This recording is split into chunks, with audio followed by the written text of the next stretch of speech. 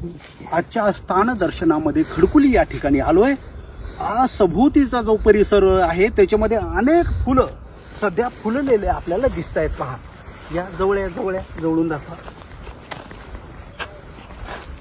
पहा, पूर्ण ही शेतीच फुलाची झालेली आहे.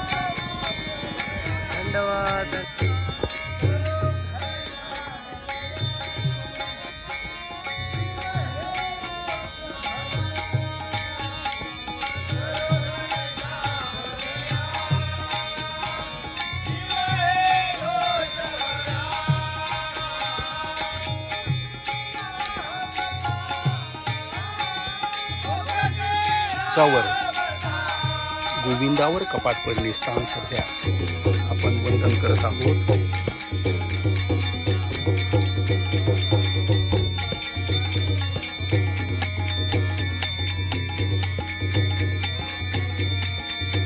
गोविंदावर कपाट पडणे हे जे काही स्थान आहे ते खाली जे काही एक ओटा आहे बांधकाम.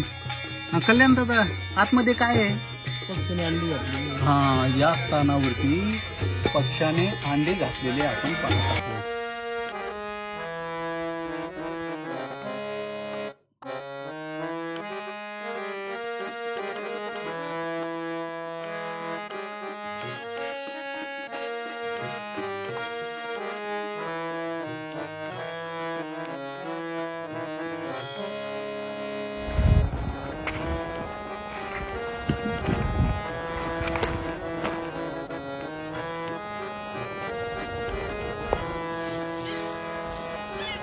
साईडला धनगरपट्टा आहे आणि काही दिवसाने धनगरपट्ट्यातूनही आपल्याला येता येईल. हे क्षेत्र खडकुली येथील धनगरपट्ट्याकडून येण्याचा हा मार्ग आहे.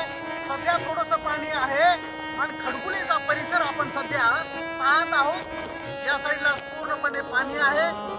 खाली काही मंदिर उघडे झालेले आहेत. पाठीमागच्याही साईडला बरेचसे मंदिर उघडे झालेले आहेत.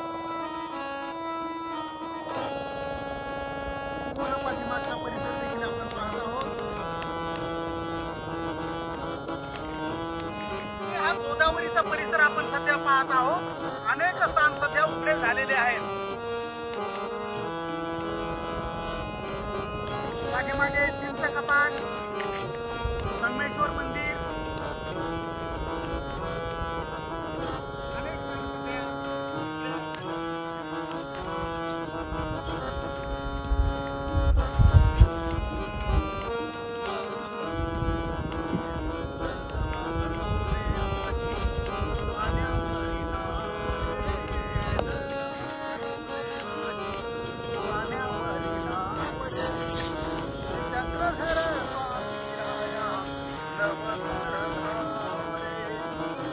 चक्रधर स्वामीराया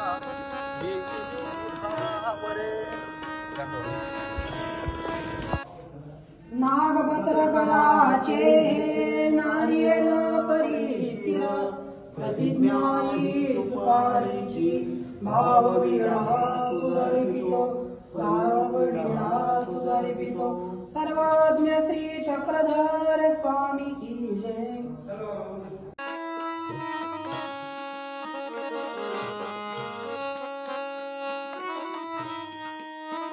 श्री क्षेत्र संगमेश्वर खडकुली येथील स्थानवंदना करून सध्या परतीचा प्रवास करत आहोत. हा परिसर या साईडला पाण्यातील जे शिव मंदिर आहे तेही उघडे व्हायला लागलेले आहेत. या साईडला चिंच कपाट म्हणून आहे ते सध्या पाण्यात आहेत.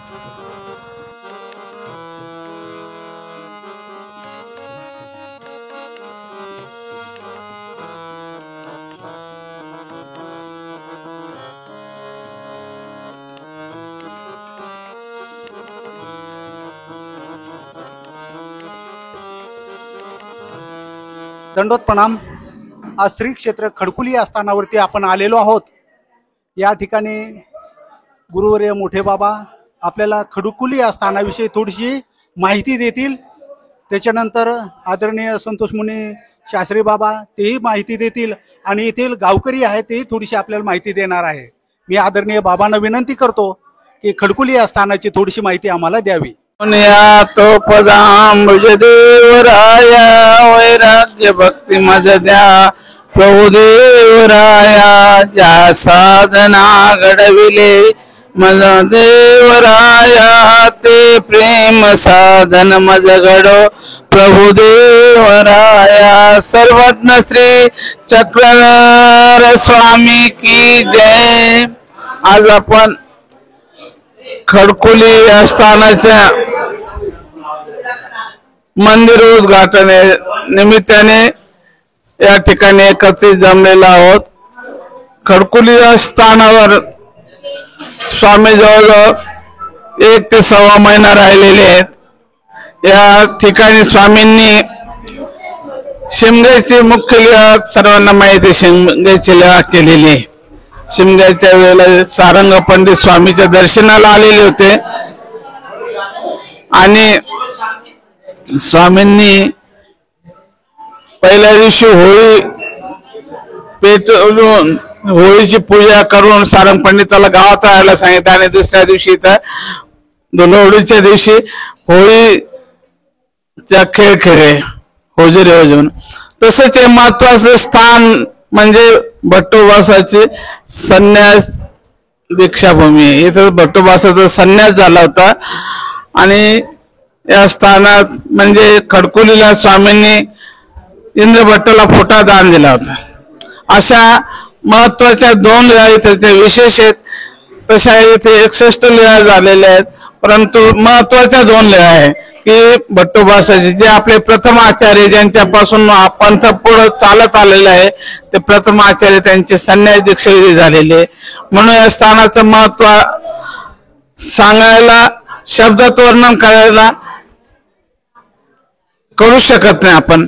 तरी पण या स्थानावर डॅमचं काम झालेलं आहे बंधाऱ्याचं आणि त्यामुळे हे स्थान डॅममध्ये गेल्यामुळं स्वामी पाण्यामध्येच होतो बरेच वर्ष. पण जेव्हा हे उघडे पडले ज्या टेकडीवर संगमेश्वराचं मंदिर होतं आणि खडकुली ज्या टेकडीला खेटून पुढे होती अशी जी टेकडी आहे त्या टेकडीवर आमचे गुरुवर्य परमपूज्य पट्टाधिष्ठित महाराजाचार्य कैवल्य असे मोठे बाबांनी औरंगाबादच्या बाबांनी त्याचा शोध लावून तिथं मंदिर बांधलं आणि त्या मंदिराचं उद्घाटन केलं. तो हा आजचा दिवस आहे. हा आम्ही प्रतिवर्षाप्रमाणे इथं पंचावतार उपहार करून साजरा करीत असतो आणि या दिवशी यांनी माहिती घेण्याकरता इथं आलेले आहे. ती माहिती तुम्हाला संतोष मुनी सांगतील पुढची. मी 2 शब्द पुरे करतो.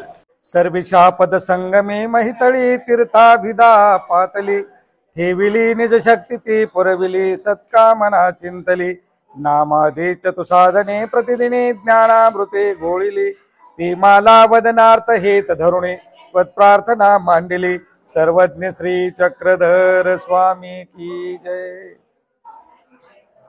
परब्रह्म परमेश्वर सर्वज्ञ श्री चक्रधर प्रभु ज्योतधरण वैष्णव या परमेश्वर अवतार या परमेश्वर अवताराच्या चरण स्पर्शाने पवित्र असलेलं तीर्थक्षेत्र खडकुली या तीर्थक्षेत्राच्या प्रांगणामध्ये आज हा अत्यंत मंगलमय इष्टकारक असा हा सोहळा या ठिकाणी संपन्न होत आहे. खडकुली जसं म्हटल्याबरोबर आपल्या दृष्टीपटलावर आचार्य नागदेवाचार्य यांचं अनुसरण आपल्या समोर तरळतं. अनुसरण घेतल्यानंतर भट्टांना जो काही विधी आहे चर्यावंत साधनवंताचा तो स्वामींनी याच ठिकाणी निरूपण केलेला आहे. भिक्षाविधी निरूपण केलेला आहे आणि जे 7 नित्यविधी आहेत, अटन विजन भिक्षा भोजन स्थान प्रसाद सेवा, या 7 विधींचं महत्व देवानी खडकुली या ठिकाणावर बटोबासांना निरूपण केलेलं आहे. कारण स्वामी ज्या कालखंडामध्ये महाराष्ट्रामध्ये प्रवेश करते झाले, तो कालखंड खऱ्या अर्थाने मानव जातीला मृतवत झालेला. मनुष्य जरी शरीराने जिवंत होता तरी आचारा विचाराने भावनेने तो परिपूर्णपणे मृत झालेला होता. अशा या मृत व्यक्तीला खऱ्या अर्थाने परमेश्वराने गतिशील करण्याचं काम केलेलं आहे. ते वाडेगावचा माळी जरी मृत माळी जिवविला तरी ती लीला आपल्या समोर सांगत असताना जो सर्पद्रष्ट माळी साप चावून विष बाधा होऊन त्याचा मृत्यू झालेला आहे आणि मृत्यू झालेल्या जीवाला परमेश्वराने पुन्हा संजीवनी देऊन त्याला जिवंत केलेलं आहे. म्हणजेच त्या काळची 12व्या शतकातली जी परिस्थिती होती, सामाजिक परिस्थिती, ती परिपूर्णपणे मृत अवस्थेला गेलेला समाज होता. अज्ञानाच्या मध्ये पाखडलेला होता, भरगडून गेलेला होता.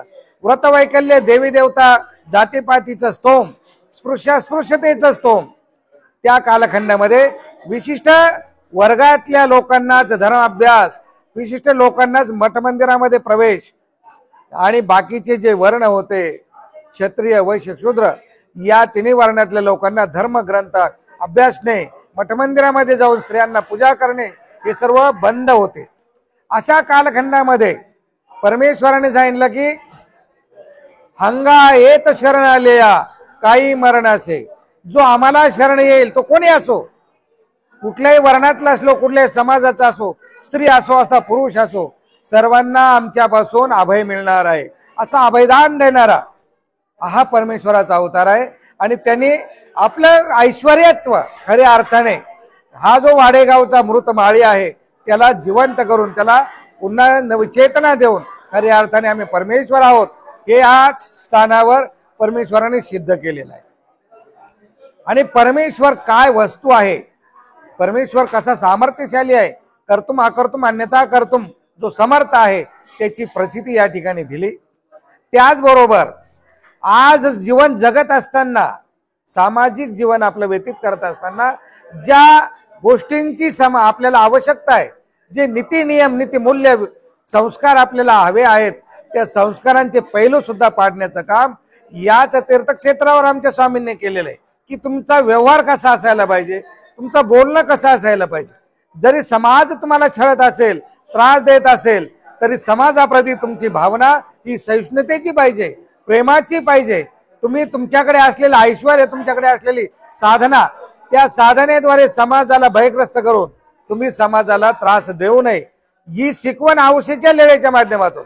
कारण सावखेड्याचा बाजार झालेला होता आणि बाजाराकरता त्या कालखंडामध्ये बैलगाड्या घेऊन सगळे व्यापारी येत असत आणि त्या चुली मांडून आपला स्वयंपाक करत आणि त्या चुलीच्या खाली आहार तसाच राहायचा. आपला व्यापार झाला, दुकानदारी संपली, ते आपली बैलगाडी धरून पुन्हा आपापल्या घरी जात होते. सावखेड्याचा बाजार झालेला होता, चुलीमध्ये खूप आहार होता, विस्तो होता. आणि देव गावाच्या बाहेर खडकुली जे स्थान आहे त्या ठिकाणी राहत होते. गावातले अंडोर म्हणजे जे काही लहान मुलं, म्हणजे विचारसरणी भरकटलेले तरुण, पौगंडावस्थेत आलेले, समंजस बी नाही, खूप लहान बी नाही खूप मोठे नाही, असे पौगंडावस्थेतले काही मुलं एकत्र राहिले आणि त्यांनी विचार केला की रानावनामध्ये राहतात, रेजा चेंदा खातात, यांच्याकडे काय सामर्थ्य असेल, यांना आपण भीती दाखवू, यांना आपण भयग्रस्त करू. म्हणून रात्रीच्या वेळेला हे सगळे लहान मुलांनी त्या चुली ज्या मांडलेल्या होत्या त्या चुलीतला विस्तू टोपल्यामध्ये घेतला आणि जी चिंच कपाट म्हणजे ज्या डगरीवर उभं राहून ज्या ठिकाणी आता मंदिर आहे तिथून 100 फूट खाली देवाची मूळ गुंफा होती, तिथे सगळे भक्तजन राहत होते.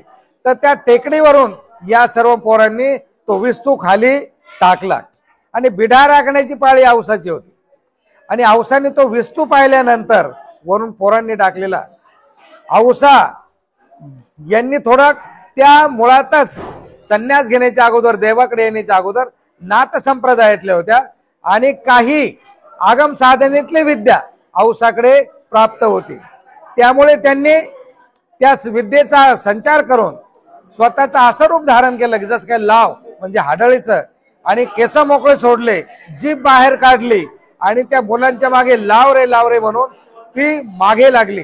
आणि तिचं ते रूप पाहून, तिचा तो आवाज पाहून जे लहान मुलं त्या ठिकाणी तिला भीती दाखवण्याकरता गेलते ते घाबरले, पळाले. पळता पळता पडले, गुडघे फुटले, डोपरं फुटले, जांजरले. भीती येऊन घरामध्ये भिल्यानंतर, मनुष्याचं घाबरल्यानंतर त्याची अवस्था काय होते तशी त्या मुलांची अवस्था झाली. आणि मुलं रात्री घरी आले. आणि ज्या वेळेला सकाळ झाली, औसेला देवाने बोलवलं आणि त्या औसेला शिक्षा पण केली. तुम्ही काय लाव, तुम्ही खरंच हाडळ आहात, तुम्ही एक स्त्री आहात. स्त्रीच्या ठिकाणी वात्सल्य, प्रेम भाव हा नैसर्गिक असतो. तिचं हृदय मातृहृदय असतं. मुलं जरी आले असतील भीती दाखवायला तर ते अज्ञान होते, असमंजस होते. त्यांनी त्यांच्या अज्ञानापोटी तुम्हाला भीती दाखवली, परंतु तुम्ही तर सज्ञान होतात. तुम्हाला धर्म कळतो, तुम्हाला शास्त्र कळतं. तुम्ही त्या मुलांना भीती दाखवायला नको पाहिजे होते. तुम्ही अभयदान द्यावे, तुम्ही चतुर्विध भूतग्रामा अभय द्यावे, तुम्ही अभय द्यायला पाहिजे, तुम्ही भीती नाही दाखवायला पाहिजे. म्हणजे समाज जो भयग्रस्त झालेला होता त्या समाजाला भयमुक्त करण्याचं काम देवाने त्यावेळेला या लीळेच्या माध्यमातून केलेलं आहे. तशी परिस्थिती सामाजिक म्हणजे तुमच्यामध्ये नीतिमूल्यांचे जे संस्कार पाहिजे, अहिंसेचा विचार औषधाच्या माध्यमातून या ठिकाणी स्वामींनी दिलेला आहे. त्याचबरोबर दास्य सेवा कशी करण्यासाठी तुम्ही तत्पर असायला पाहिजे. बऱ्याच वेळा जबाबदारी आपल्यावर आलेली असताना आपण जबाबदारी टाळण्याचा प्रयत्न करतो.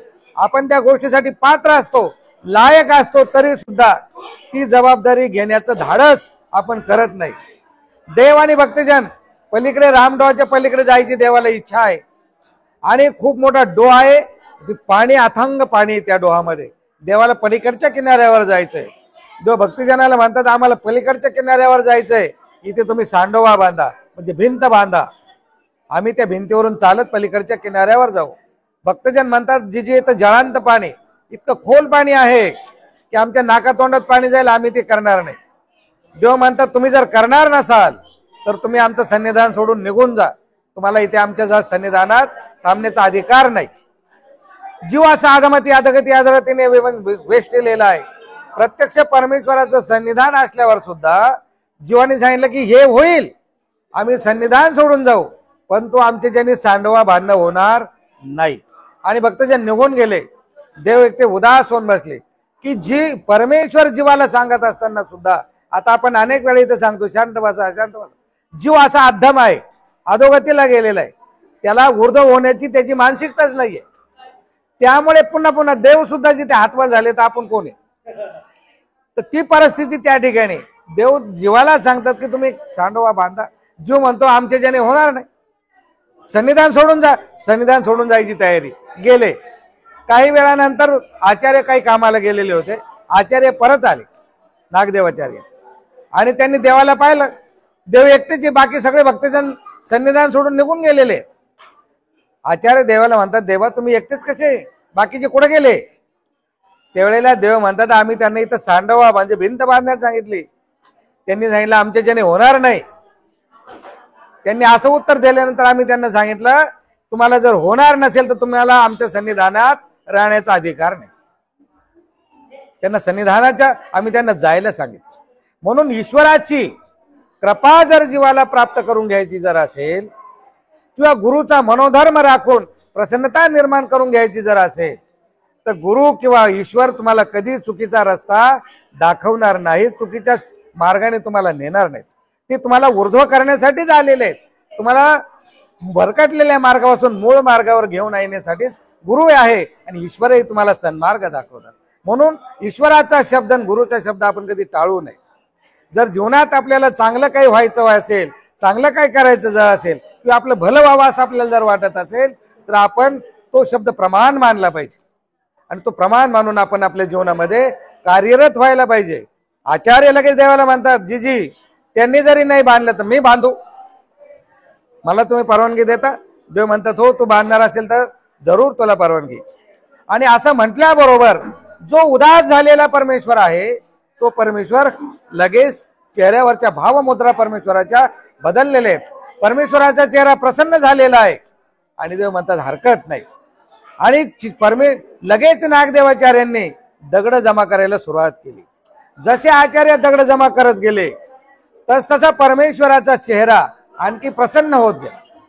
आणि जसा प्रसन्न चेहरा पाहिला आचार्यांनी तसा आचार्य देवाला म्हणतात मी यांना माझ्या मदतीसाठी बोलू का? मग बाकीच्यांना प्रसन्न झाल्यानंतर देव म्हणतात काय हरकत नाही, ते जर येणार असतील तर जरूर बोलव. म्हणून तिथे देवाने सूत्र वापरलेले, आपल्याला सूत्र आलेले, जीव जीवाचे म्हणितले करती पर परमेश्वराचे म्हणितले न करते. लखोबाईच्या वरून दिलेलं उदाहरण आहे, परंतु ते इथे सुद्धा परफेक्ट बसतात की जीव जीवाचा ऐकतो. एखादा स्वैरा धायरा जर असेल, त्याने सांगितलं काय बाबा आता खडकुलेल काय जायचं, आज आपल्या घरामध्ये असं कार्य आहे, देव कधीही करता येईल, आपण देव करायचं सोडून देऊ, आपल्या स्वैराच्या शब्दावर ठेवून देवधर्म सोडून आपण स्वैराच्या मागे जाऊ. ही अशी जीवाची अवस्था आहे. जीव जीवाचं म्हणितलेलं करतो. देवधर्मासाठी जर आम्ही म्हणलं भाऊ इकडे काही खर्च करा, बाबा पैसेच नाही, काय करू, लय अडचणी, लय तंगी आहे. पण जर बायको म्हणले आपल्याला पिकनिकला जायचंय, आपल्याला जरा गोवा फिरून यायचंय, कोणती गाडी घ्यायची, कोणती करायची, एसी करायची की नॉन एसी करायची, तयार, पिकनिकला तयार. देवधर्म असं जीवाचं मूळ स्थायी भाव आहे. चांगल्या कार्याकडे जीवाचा ओढा नाही. जर कोणी प्रेरणा देत असेल तरी सुद्धा ती प्रेरणा घेऊन ईश्वराकडे येण्याचा मनोदय नाही. ही मोठी शोकांतिक आहे. इथे जीव म्हणतात की जसं आचार्य म्हणाले तसं लगेच ते तयार झाले, हरकत नाही. आणि आचार्य गेले, त्यांना म्हणतात काय तुम्ही कसं काय आले इकडे? अरे काय नागदेवा काय सांगू तुम्ही, देव काही सांगतात म्हणे. एवढं खोल पाणी, नाका तोंडात पाणी चाललं म्हणे, तिथे एवढ्या खोल पाण्यामध्ये कशी भिंत बांधायची, शक्य आहे का ते? आचार्य म्हणतात अरे देव परमेश्वर समर्थ आहे, तुम्ही हो तर म्हणायला पाहिजे. अरे कसं हो म्हणायचं म्हणे आम्ही, चला म्हणे आता आपण सगळे मिळून बांधू. बरं ठीक, काय हरकत नाही. मग आचार्य म्हणतात मी दगड जमा करून आणतो, तुम्ही पाण्यामध्ये बुडकुळे मारून दगड मांडा, किंवा तुम्ही दगड घेऊन या, मी पाण्यामध्ये बुडी मारून दगड ठेवतो. ती म्हणे तू पाण्यामध्ये बुडकाळे मारण्याचं काम तुझं, दगड जमा करण्याचं काम आमचं. असं आचार्यांनी दगड सांडव बांधायला सुरुवात केली. पहिल्या दिवशी 2 थराचा सांडवा बांधून तयार झाला. नाका तोंडात पाणी आचार्यांच्या गेलं, पण त्यांनी काम बंद ठेवलं नाही. 2 पायऱ्याचा सांडवा बांधला. असं 3 दिवसात पूर्ण सांडवा बांधून तयार झाला. मग तिसऱ्या दिवशी फार मोठी शिळा आता त्या सांडव्याला आणून लावायची. तर त्या ठिकाणी ती शिळा कोणाच्यानीच लोटले जाईना. जेवढे परिवार होते, पुरुष मंडळी, सर्वांनी प्रयत्न केला ते शिळा लोटण्याचा, पण तो शिळा जागची काही हाताने हालानी, सगळे दमून गेले. शेवटी त्या ठिकाणी स्वामींच्या सन्निधानात रानायसा नावाची साधक आहे.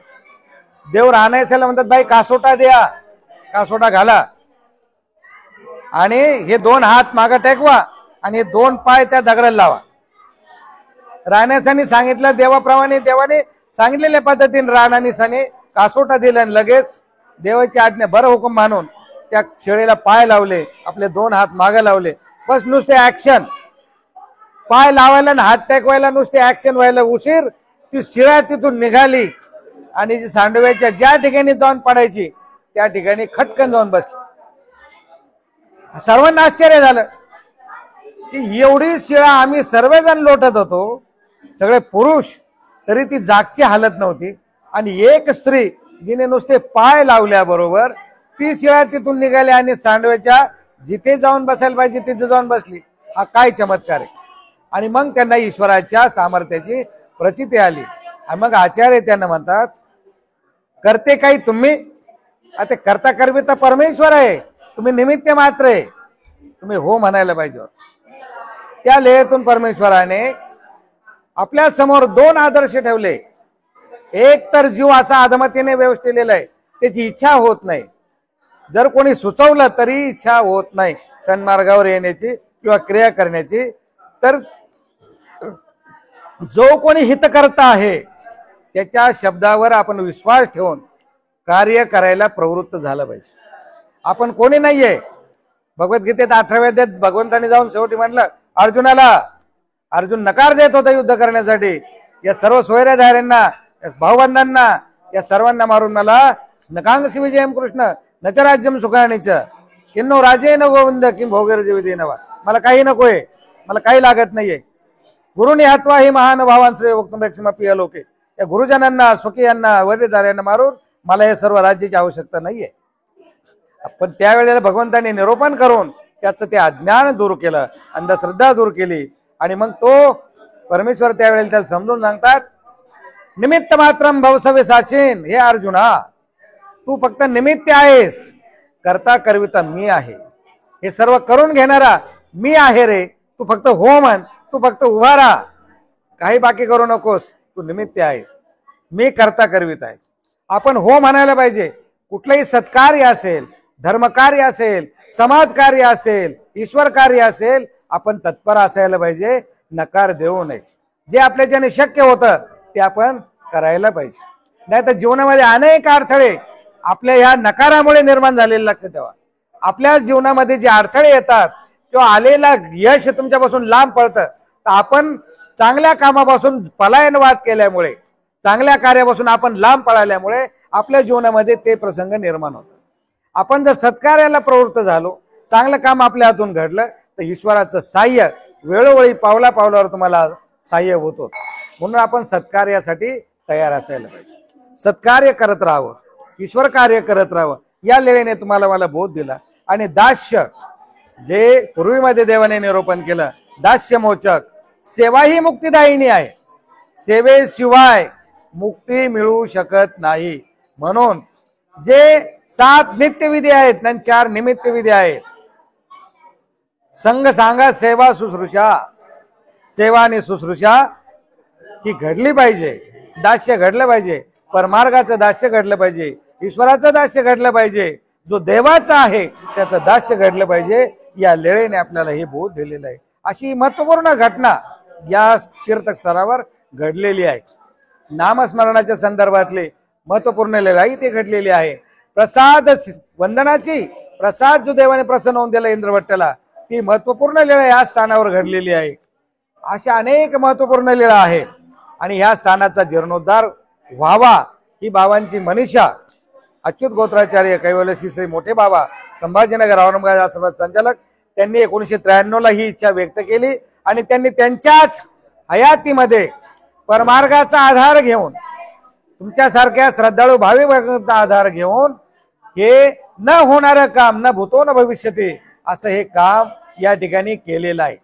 कारण आपण जात असताना, आपल्याला नुसता प्रवास करत असताना, स्थानक येत असताना अनेक वेळा आपण स्वतःला धिक्कारला असेल, काय बाबा रस्ता आहे, किती खाचखळगे, किती खड्डे, काय कोणी काही गाड्या आणायला होतो तुम्ही, कशा रस्त्यातून आम्हाला यायला सांगता बाबा. अरे बाबा, तुम्ही नुसते आले देव करायला, पण हे सगळं बांधकाम होत असताना त्यावेळेला तर हे रस्ते सुद्धा नव्हते, या वाटाही नव्हत्या. वाटेल तिकडे भरकडायचो आम्ही रात्री बेरात्री, इतके निव्वळ काट्याचं जंगल. अशा परिस्थितीमध्ये, प्रतिकूल परिस्थितीमध्ये आणि पाण्याशी संघर्ष, 4-4 किलोमीटर पाण्यातून मग सगळ्या वस्तूची वाहतूक करायची, खडी व्हायची, वाळ व्हायची, लोखंड व्हायचं, सिमेंट व्हायचं, सेंटरिंग व्हायची. तरी परमेश्वराच्या कृपेमुळे हे सर्व काम होत असताना 10-12 वर्षात कुठेही कोणाला कुठल्याही पद्धतीचा त्रास झाला नाही, कुठलीही अपघाताची घटना या ठिकाणी घडली नाही. नाहीतर आज आपण पाहतो, तलावावर गेलो, शेततळ्यावर गेलो, दररोज पेपरला काय काय बातम्या येतात. परमेश्वराला हा मनोधर्म होता, हे कार्य झालं पाहिजे. परमेश्वराने तुम्हाला मला कोणाला तरी निमित्त केलं, प्रेरणा बाबांची जरी असेल, तर सर्वांच्या सेवेचा स्वीकार ईश्वराला या ठिकाणी करून घ्यायचा होता. म्हणून परमार्गातले जेही तपस्विनी असतील, साधू असतील, मुलं असतील, मुली असतील, त्यांचं श्रम हे वाया गेलेले नाहीये. म्हणून आज ही निशाने, हे भव्य दिव्य मंदिर 3 मजली आज तुम्हाला मला पाहायला मिळतंय, स्थान वंदन करायला मिळतंय. आज ज्या आश्रमात आपण बसलो, हा आश्रम फक्त 4 आठवड्यात बनून तयार झालेला आहे. 4 आठवड्यात हा आश्रम बनलेला आहे. 6 जून रोजी पहिला स्लॅब या आश्रमचा टाकला. 12 जूनला दुसरा स्लॅब टाकला, ते 18 जूनला तिसरा स्लॅब टाकला आणि 24 जूनला जो मोठा स्लॅब दिसतोय त्या हॉलवरचा मोठा, 24 जून रोजी आम्ही जवळजवळ 18 तास या स्लॅब टाकण्यासाठी काम करत होतो. 18 तास. सकाळी 11ला काम सुरू केलं आम्ही आणि दुसऱ्या दिवशी पहाटे 4 वाजता काम संपलं. सगळं मटेरियल आम्ही स्वतः डेपो वाहिले, वाळू वाहिली, खडी वाहिली, सिमेंट वाहिलं, आम्ही स्वतः कालवले, आम्ही स्वतः मिस्त्रीच्या हाताखाली राहून हे सर्व स्लॅब टाकलेले. इथे कोणी मजूर येत नव्हते, कोणी मिस्त्री टिकत नव्हते. इतक्या प्रतिकूल परिस्थितीमध्ये इतक्या वेगाने हे काम या ठिकाणी झालं आणि आज आपण निवांतपणे या आश्रमात बसलोय. सुंदर मंदिर आहे, चांगलं रेखीव सिंहासन बांधलेलं आहे. हे सिंहासन बांधण्याकरता जे मिस्त्री होते ते उत्तर प्रदेशातले अयोध्येचे 2 मिस्त्री होते, रामचरण आणि लक्ष्मण, रामलखन त्यांची जोडी. ती दोघांनी हे सुंदर हे जे सिंहासन दिसतंय मंदिराचं, हे सिंहासन त्यांनी केलेलं आहे. जेवढं रेखीव काम आहे त्या मिस्त्रींनी बनलंय. आतमध्ये मंदिरामध्ये जे काही रेखीव काम झालेलं आहे ते सुद्धा त्याच 2 मिस्त्रींनी बनवलेलं आहे. जवळजवळ 6-7 वर्ष ते दोघं जण या ठिकाणी राहिले आणि बाबांच्या मार्गदर्शनाखाली जे काही आमच्याकडून त्यांची मिळेल तशी फक्त 60 रुपये रोजाने त्यांनी या ठिकाणी काम केलंय. 60 रुपये रोजाने ते राहिले जवळजवळ आणि त्यांनी सर्व सुंदर काम केलं. सर्वांच्या श्रमदानातून हा आश्रम तयार झालाय. ग्रामस्थांची मदत झाली, अनेक भौगोलिक या ठिकाणच्या लोकांची मदत झाली. ही जागा कैवल्यवासी भागचंद शेठ रोनवाल यांच्या मध्यस्थीने जो आश्रम या ठिकाणी आहे या 2 एकरमध्ये, ही जागा भागचंद शेठ रोनवाल यांची जी वहिनी आहे, भाऊजाई, त्यांच्या भावाची पत्नी, तिने ही कृष्णार्पण केलेली जागा आहे आश्रमाला बाबांच्या हातात संकट करून आणि नंतर हा आश्रम या ठिकाणी हा बनलेला आहे. जिल्हा परिषद अध्यक्ष हरिश्चंद्र पाटील लगाणे जे रांजणगाव खुरीचे, त्यांच्या माध्यमातून हा जो रोड पॅनवर नव्हता, ते जिल्हा परिषद अध्यक्ष असल्यामुळे त्यावेळेचे जे सार्वजनिक बांधकाम खात्याचे अधिकारी होते पांढरे पांडे, त्यांना सांगून हा रोड पॅनवर आणला. रोड सुद्धा बनल्या गेला. ही लाईट या ठिकाणी जी आली, बाबांचे सशिष्य आता ते संन्यासी झालेले आहेत. पूर्वाश्रमीचे बीजी जाधव साहेब महाराष्ट्र राज्याचे विद्युत अभियंता होते, मुख्य अधीक्षक, त्यांनी एका शब्दावर 5 किलोमीटर ही लाईट ब्रह्मगावावरून या ठिकाणी आणलेली आणि त्यांच्यामुळे आज जो हजारो एकर परिसर जो हरित क्रांती या भागामध्ये आपल्याला दिसते, याच्यासाठी केवळ बाबा आणि बीजी जाधव साहेब या दोघांचंच खऱ्या अर्थाने याच्यामध्ये सहयोग आहे, बहुमूल्य योगदान आहे. म्हणून हे कार्य आज या ठिकाणी झालेलं आहे. अनेकांचा सहयोग आहे. रात्रंदिवस ज्यांनी या ठिकाणी मेहनत घेतली, अनेक जण आपल्यामध्ये आहेत, अनेक जण हयात नाहीत, जे दिवंगत झालेत, असे कळत नकळत ज्यांचे ज्यांचे ऋण आहेत ते ऋण शब्दात फिटणार नाही. अशी बहुमोल अशी सेवा या ठिकाणी घडली. त्या सर्वांचा आजच्या या शुभ दिनी आठवण करणं, त्यांचं स्मरण करणं हे खऱ्या अर्थाने आपल्या सर्वांचं कर्तव्य आहे. बाबांची आठवण करणं आपल्या सर्वांच्या दृष्टीने खूप महत्वाचं आहे आणि आपण सर्वजण या ठिकाणी आज आलात आणि या चांगल्या सोहळ्यामध्ये सहभागी झालात. आमचे सदशिष्य प्रभाकरजी पवार आले, चॅनलद्वारा ते तुम्हाला सर्वांना ही सर्व सेवा या ठिकाणी पुरवत आहेत. पूर्ण भारतभर या चॅनलवरून ही माहिती जाणार आहे. त्यांना का परवा मी फोन केला की असा कार्यक्रम आहे, तुम्ही उपस्थित व्हा.